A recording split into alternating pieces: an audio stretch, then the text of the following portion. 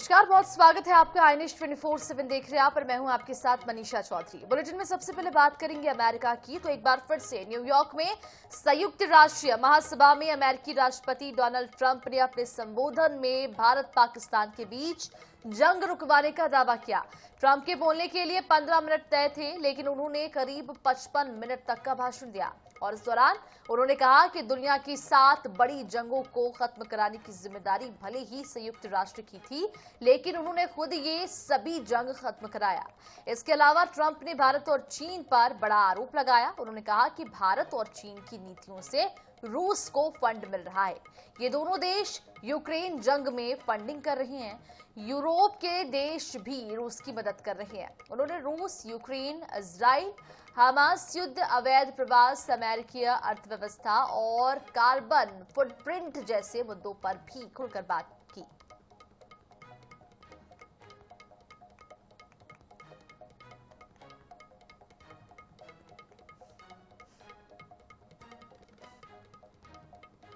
चलिए भोपाल से बड़ी खबर आप तक पहुंचा दें, जहां पर आज विभिन्न कार्यक्रमों में शामिल होंगे मुख्यमंत्री डॉक्टर मोहन यादव। भोपाल में करेंगे सांसद खेल उत्सव का शुभारंभ और बालाघाट भी जाएंगे मुख्यमंत्री डॉक्टर मोहन यादव। कटंगी में राज्य स्तरीय कार्यक्रम होगा, उसमें भी वो शामिल होंगे और एक और घोषणा पर अमल की जाएगी। साथ ही साथ धान उत्पादक किसानों को देंगे सौगात। किसानों के खाते में ट्रांसफर होगी 337 करोड़ की बोनस राशि। 6.69 लाख किसान होंगे लाभान्वित। 244 करोड़ के निर्माण कार्यों का करेंगे लोकार्पण और भूमि पूजन।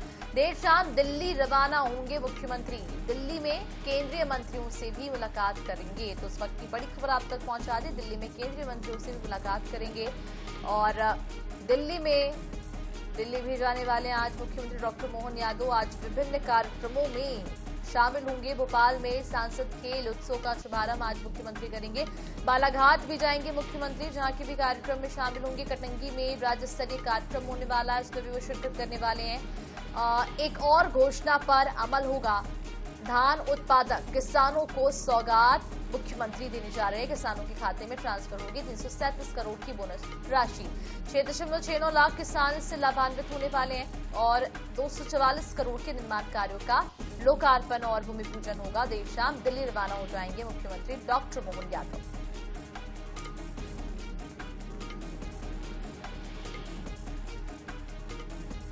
तो आज कई कार्यक्रमों में डॉक्टर मोहन यादव शामिल होने वाले हैं। दिल्ली की आज वो जाएंगे। चल राजधानी रायपुर से बड़ी खबर आप तक पहुंचा दें, जहां पर 1.5 साल पहले हुई हत्या मामले में खुलासा हुआ है। महिला क्रांति साहू की हुई थी हत्या। परिवार के ही लोगों ने हत्या की साजिश रची। महिला के पति और पुत्र ने मिलकर हत्या की वारदात को अंजाम दिया। पति डोबार साहू और पुत्र धर्मराज साहू गिरफ्तार कर लिए गए। आरोपियों ने गला दबाकर महिला की हत्या की थी। डीएनए टेस्ट से हुआ खुलासा। खमतराई थाना क्षेत्र का ये पूरा मामला। इस पूरे मामले में पुलिस ने कार्रवाई की है। तो इस वक्त की बड़ी खबर आप तक पहुंचा दे, जहां पर डीएनए टेस्ट से इस पूरे मामले का खुलासा हो पाया है। खमतराई थाना पुलिस ने ये पूरी कार्रवाई की है। तो इस वक्त की बड़ी खबर रायपुर से 1.5 साल पहले हुई थी हत्या और इस पूरे मामले में खुलासा हुआ है। महिला कांति साहू की हत्या हुई थी। परिवार के ही लोगों ने हत्या की साजिश रची। पति और पुत्र ने मिलकर की थी हत्या। जी हाँ, तो पति और पुत्र ने मिलकर हत्या कर दी महिला की। इस पूरे मामले में आरोपियों को अब गिरफ्तार कर लिया गया है। गला दबाकर महिला की हत्या कर दी गई थी। डीएनए टेस्ट के बाद इस बात का खुलासा हो पाया।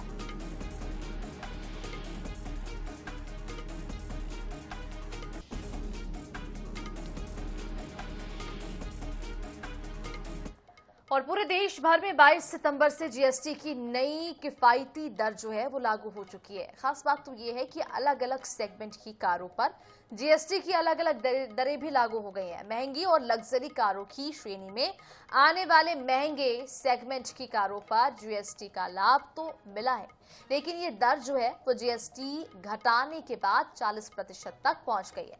मौके से जायजा लिया है हमारे संवाददाता ग्वालियर संवाददाता जावेद खान ने। पूरे देश की तरह ग्वालियर में भी असर देखने को मिल रहा है। जो जीएसटी लागू हुआ है 22 तारीख से, जो जीएसटी की दरों में हुई है, उसमें ऑटोमोबाइल सेक्टर में एक अलग ही इम्पैक्ट देखने को मिल रहा है। जो सस्ती गाड़ियां थी और जिनकी 4 मीटर तक की और 1000 सीसी की गाड़ियां थी, उस पर तो 28 से 18% जीएसटी हुआ है और कई ग्राहकों को इसका फ़ायदा भी मिल रहा है। लेकिन अलग अलग सेगमेंट की गाड़ियां हैं। इस समय मैं फॉक्सवैगन के शोरूम पर हूं और आप देख सकते हैं ये गाड़ियां हैं, महंगी गाड़ियां हैं, लेकिन ये अगर इनकी सीसी वाइज बात की जाए तो 1200 से वाली हैं, लेकिन इनका चूंकि आकार 4 मीटर का है इसलिए ये गाड़ियाँ महंगी हैं और इन पर जो जीएसटी का फ़र्क पड़ना चाहिए था वो फ़र्क उतना नहीं पड़ा है जितना कि पड़ना चाहिए था।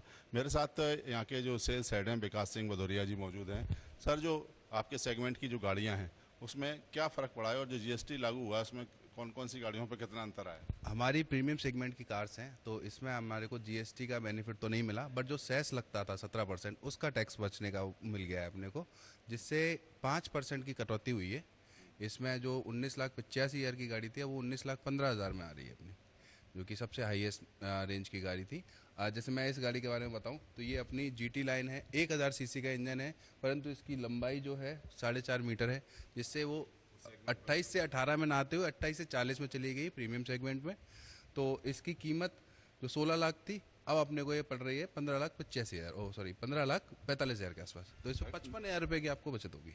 जो यहाँ देखने को गाड़ियाँ मिल रही हैं इनका आकार भले ही सीसी 1000 के कम हो, 1200 सीसी से कम की जो जीएसटी की छूट के दायरे में आई थी, लेकिन सबसे बड़ी बात है कि जो जीएसटी का जो सेगमेंट है उसमें यहाँ लागू तो हो रहा है लेकिन इनका जो साइज़ है वो 4 मीटर से ऊपर है, इसलिए इन पर जो जीएसटी 40% लग रही है। लेकिन सेस को मिलाकर देखा जाए तो ग्राहकों को अभी भी फ़ायदा है और जो 50% सेस और जीएसटी मिला के लगता था वो 40% के करीब हो गया है और ग्राहक को 40 से 50,000 रुपये की एक गाड़ी पर अभी भी फ़ायदा यानी कि नफ़ा हो रहा है। लेकिन चूंकि महंगी गाड़ियां हैं, लग्जरी गाड़ियां हैं, तो जीएसटी के सेगमेंट की जो दरें निर्धारित की गई हैं उसको लेकर अभी उतना रिलीफ लोगों को नहीं मिला, लेकिन फिर भी एक फ़ायदा है और जो नवरात्रि पर्व पर यहाँ अलग से ऑफर भी दिए जा रहे हैं। कैमरामैन अजय उपाध्याय के साथ जावेद खान, INS न्यूज़, ग्वालियर।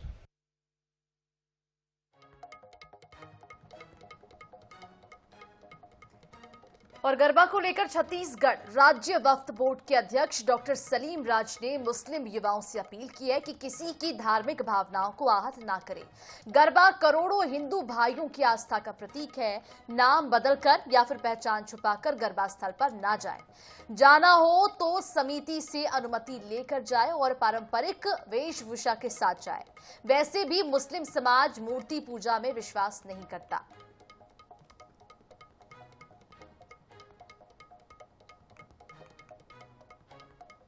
छत्तीसगढ़ सहित पूरे देश में अभी नवरात्र है और नवरात्रि में गरबे की धूम भी देखने को मिल रही है और गरबे में खासकर युवा की भीड़ रहती है। ऐसे में छत्तीसगढ़ राज्य वक्फ बोर्ड ने एक अपील की है, खासकर मुस्लिम युवाओं से अपील की है। और अभी हमारे साथ वक्फ बोर्ड के अध्यक्ष डॉक्टर सलीम राज है, सीधे उनसे ही बात कर लेते हैं। ये आपने एक पत्र भी जारी किया है और अपील भी की है मुस्लिम युवाओं से कि वे जो है गरबे में ना जाएं। अपील जारी करने की क्या जरूरत पड़ी है?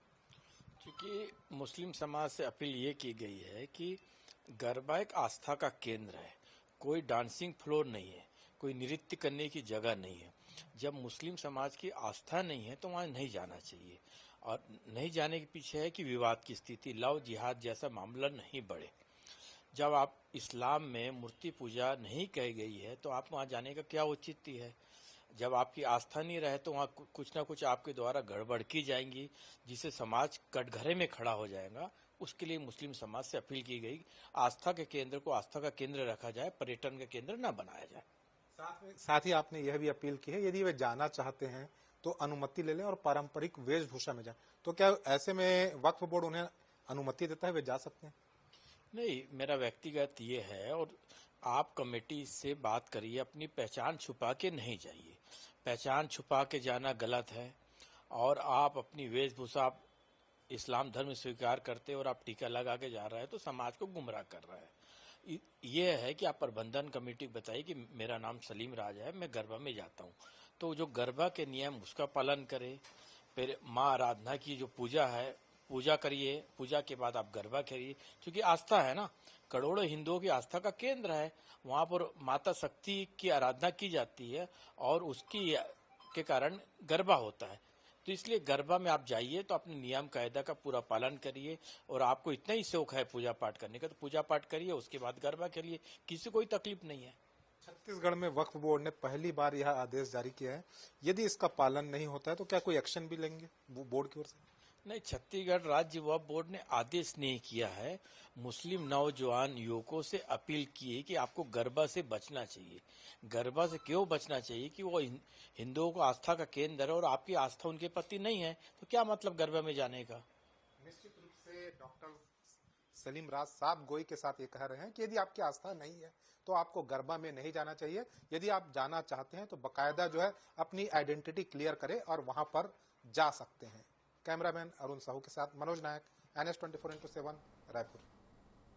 इधर दिल्ली की रामलीला में अभिनेत्री पूनम पांडे की मंदोदरी का किरदार दिए जाने पर संत समाज ने आपत्ति जाहिर की। इंदौर पहुंचे महामंडलेश्वर कंप्यूटर बाबा ने भी मामले का विरोध किया। उन्होंने कहा कि पूनम पांडे इस भूमिका की योग्य बिल्कुल भी नहीं है। उन्होंने कहा कि मंदोदरी का चरित्र आदर्श और मर्यादा का प्रतीक है, जबकि पूनम की छवि उस पवित्रता के अनुरूप नहीं है। कंप्यूटर बाबा ने कहा कि पूनम सुर्पनखा के किरदार के लिए उपयुक्त मानी जाएंगी, लेकिन बाबा ने तंज कसते हुए ये भी कहा कि पात्रों का चयन उनकी छवि के विपरीत किया जाएगा तो धार्मिक भावनाएं आहत तो होंगी ही।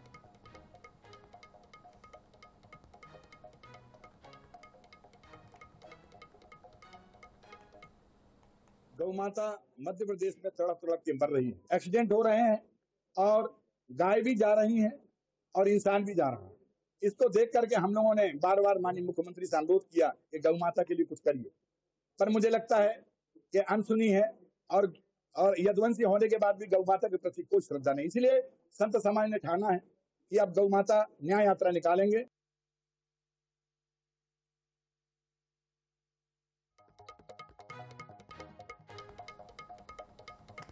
इधर आईएनएच न्यूज की खबर का बड़ा असर देखने को मिला, जहां पर ग्राम पंचायत चिरौली में मृतक के नाम से संबल कार्ड बनाने वाले पंचायत सचिव मनोज दांगी पर प्रशासन ने कार्रवाई की है। कलेक्टर ने मामले को लेकर गंभीरता को लेते हुए मामले पर जिला पंचायत सीईओ को सचिव मनोज को तत्काल प्रभाव से सस्पेंड करने के आदेश दिए। वहीं घोटाले की जांच के निर्देश भी जारी किए गए। उल्लेखनीय है कि आईएनएच न्यूज ने ये घोटाला उजागर किया था और ग्राम पंचायत चिरौली में सचिव ने जीवित गरीब पात्रों को दरकिनार कर मृतक कमलेश वंशकार के नाम से संबल योजना का कार्ड बना दिया और इस खुलासे के बाद ग्रामीणों में आक्रोश था। वहीं प्रशासन की कार्यप्रणाली पर भी सवाल उठे। प्रशासन की कार्रवाई से ग्रामीणों में अच्छा संदेश गया है। मामले पर त्वरित कार्रवाई से ग्रामीणों ने INS24/7 का आभार जताया।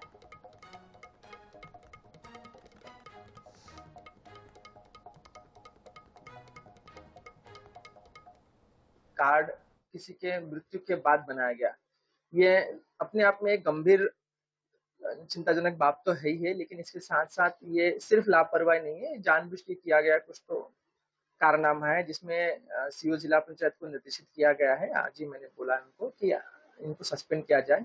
आज उनको सस्पेंशन की कार्रवाई करेंगे। इसके साथ ही डी भी शुरू की जाएगी और जो तथ्य सामने आएंगे उसके हिसाब से उनके ऊपर कार्रवाई सुनिश्चित की जाएगी।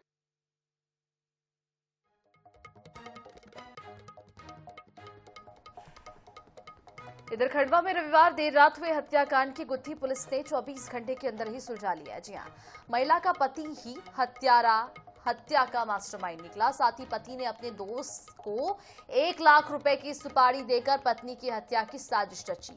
वजह सिर्फ इतनी थी कि पत्नी उसके चाल चलन और स्वभाव हरकतों का विरोध किया करती थी। कई बार सार्वजनिक रूप से पति की पिटाई भी कर चुकी थी। इसी रंजिश में पति ने पत्नी की हत्या की साजिश रच डाली।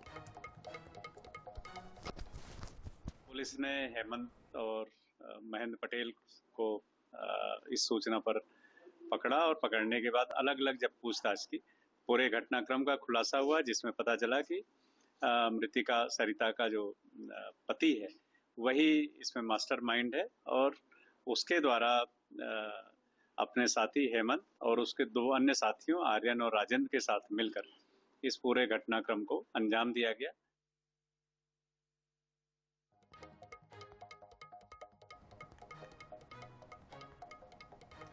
इधर नवरात्रि पर न्यायधानी बिलासपुर में रास डांडिया गरबा 2025 के भव्य आयोजन की तैयारियां अंतिम चरण में है।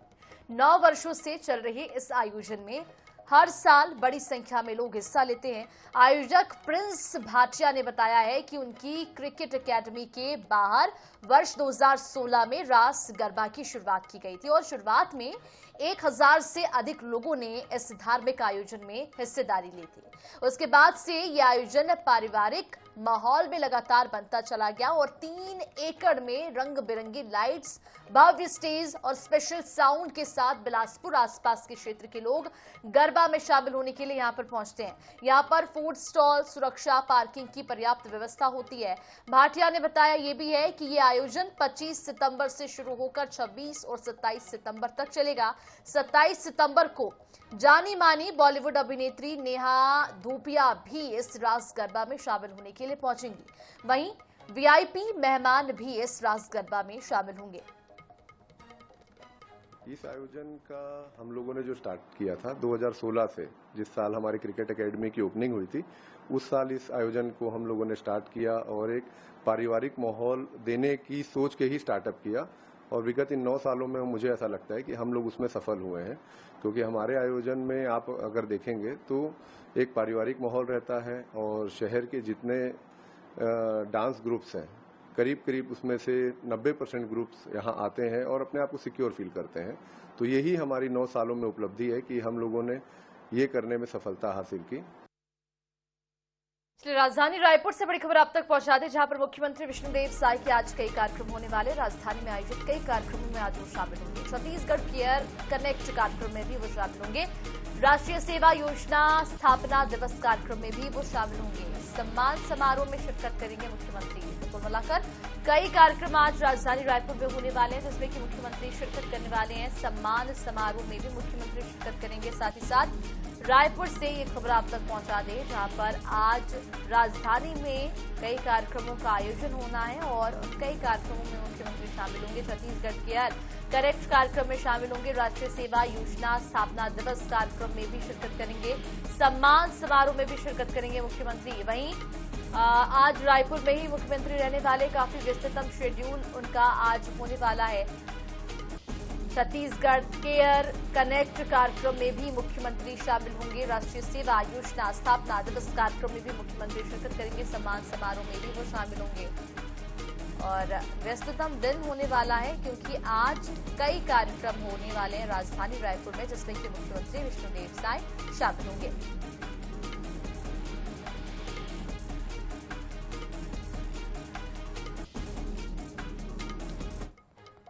इधर पटना में सीडब्ल्यूसी की विस्तारित बैठक आज छत्तीसगढ़ के कांग्रेस नेता बैठक में शामिल होंगे। नेता प्रतिपक्ष डॉक्टर चरणदास महंत भी शामिल होंगे।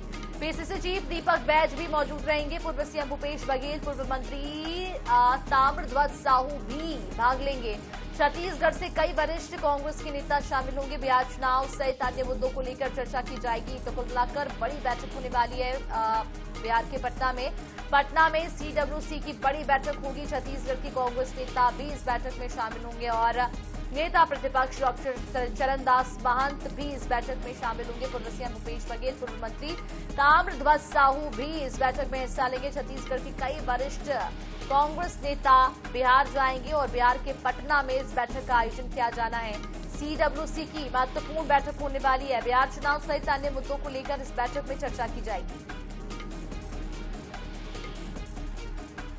राजधानी रायपुर से एक और बड़ी खबर आप तक पहुंचा दें, जहां पर छत्तीसगढ़ कांग्रेस में संगठन सृजन की प्रक्रिया तेज हो गई है। संगठन सृजन के तहत 17 ऑब्जर्वर घोषित कर लिए गए हैं। पहली बार जिलाध्यक्ष चुनने दिल्ली से आएगी ऑब्जर्वर की टीम और संगठन सृजन के तहत चुने गए जिलाध्यक्षों के पास होंगे व्यापक अधिकार। जी हां, तो व्यापक अधिकार इनके पास होंगे। इस वक्त की बड़ी खबर आप तक पहुंचा दें, राजधानी रायपुर से संगठन सृजन के तहत 17 ऑब्जर्वर घोषित कर लिए गए हैं। पहली बार जिलाध्यक्ष चुनने के लिए दिल्ली से ऑब्जर्वर की टीम आएगी। संगठन सृजन के तहत चुने गए जिलाध्यक्षों के पास व्यापक जिम्मेदारियां होंगी। छत्तीसगढ़ कांग्रेस में संगठन सृजन की प्रक्रिया शुरू हो गई है।